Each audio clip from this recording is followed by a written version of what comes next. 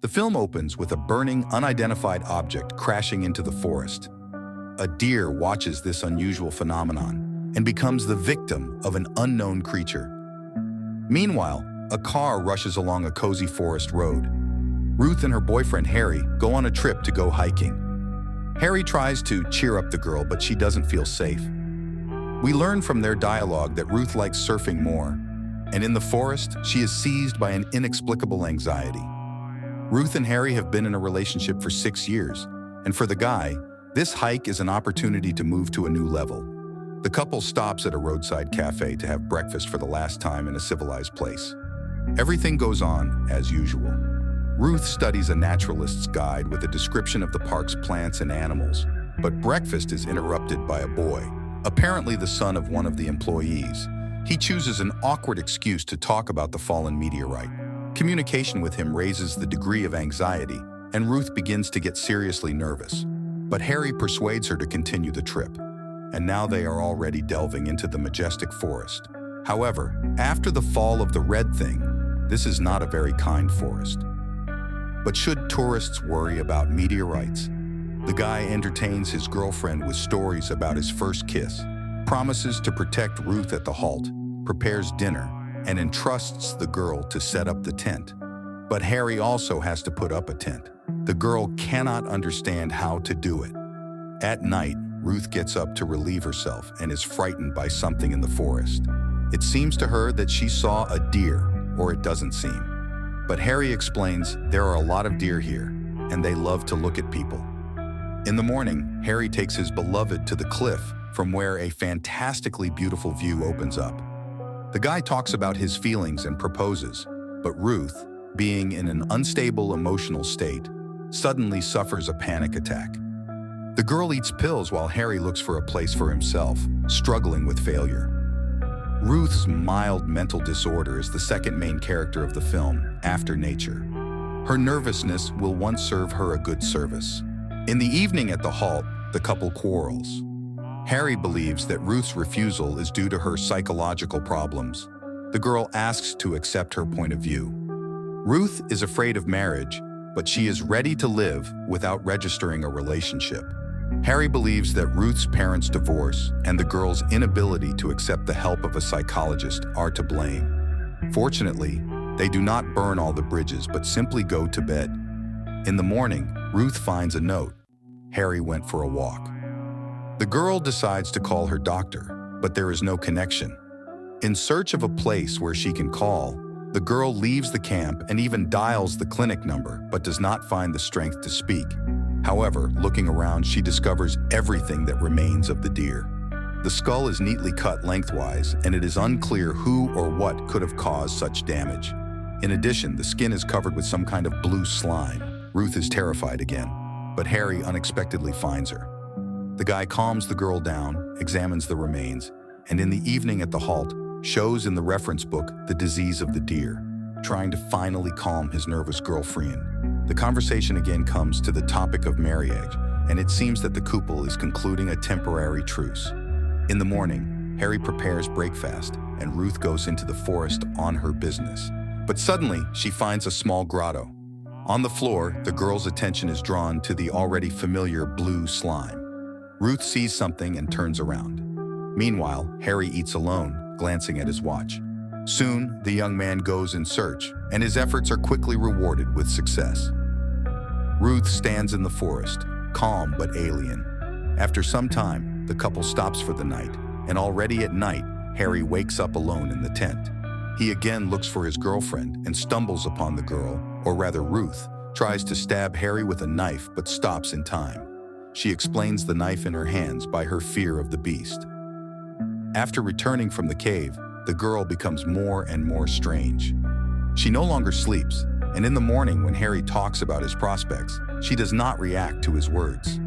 The guy is ready to despair, but then she agrees to marry, only makes the condition that he must repeat his proposal on the cliff. They come to the edge of the forest which overlooks the ocean. Harry, under the guidance of Ruth, makes an offer, and the girl accepts it, allowing her to put on the wedding ring. She kisses her lover, but suddenly attacks and pushes him off the cliff.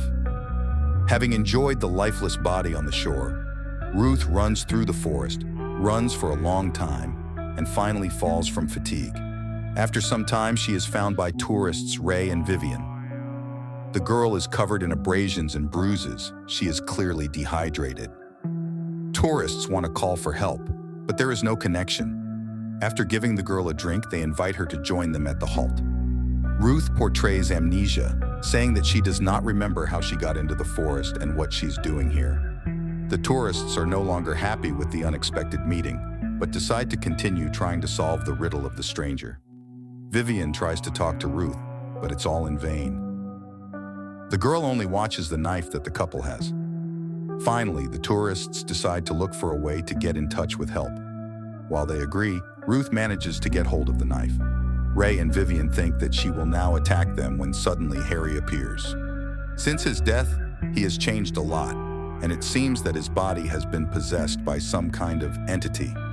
Harry quickly deals with Ray and follows the girls, having lured Vivian. He wounds the poor woman, and he gives Ruth an ultimatum that he will kill Vivian if she doesn't come up. However, he does not keep his promise. Now the plot changes, and it becomes clear that Ruth has long understood that she continues to travel not with Harry, but with someone else. There in the cave, she saw the remains of the real Harry, and her murder plan is an attempt to save herself. Now that the cards are open, she awaits an explanation from the new Harry, and the guy says that he is a scout from another planet.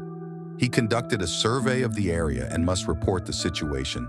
However, Ruth will not find out how it all ends because she must die. But Harry quickly realizes that he cannot kill her because the body he captured has very tender feelings for Ruth. And while the scout realizes his new emotions, Ruth runs away. Harry pursues the girl and catches up with her, but she has already managed to arm herself with a log. The stranger continues to explain his condition, and the girl, seeing that it will not be possible to hide, goes with him to the beach. There, Harry shows his ship, and Ruth notices sharks near the shore. The stranger reports the imminent capture of her world and offers to fly away together to a quiet, safe planet. The girl agrees, and then, seizing the moment, stabs Harry with a knife and lures him into the water. The shark comes on a bloody trail and attacks the stranger. Ruth runs again. Meanwhile, Harry manages to get ashore, defeating the sharks. The girl somehow finds the camp of Ray and Vivian. The tent and things are in place, but Ray's hand also lies where he lost it in a fight with a stranger. Ruth again surrenders to a panic attack, eats the last pill, and falls into the hands of Harry, or rather, tentacles. The alien places Ruth in a cocoon in a cave. He will soon transform Harry's body and take Ruth's place in her life. The stranger spews out a philosophical monologue about love. He gradually turns into Ruth, becomes her exact copy, and the girl seems to have already given up. But seeing herself, she suddenly remembers all her weaknesses, telling the enemy what awaits him in reality. The girl talks about her fears, pains, experiences that the stranger received along with the body. She does this with great feeling, pouring out in her words all the hatred for her own helplessness in front of the cruel world. The stranger suddenly himself falls into a panic attack, and the magic pills are over.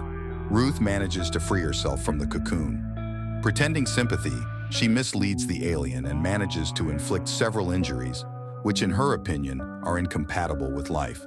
Ruth gets out of the forest and gets behind the wheel. But how do we know that this is the real Ruth? Because the alien now looks exactly like her. It's simple. The girl put on her jacket when she got out of the cave. A radio in the car starts to make noise, and Ruth hears the voice of a stranger who starts to threaten her.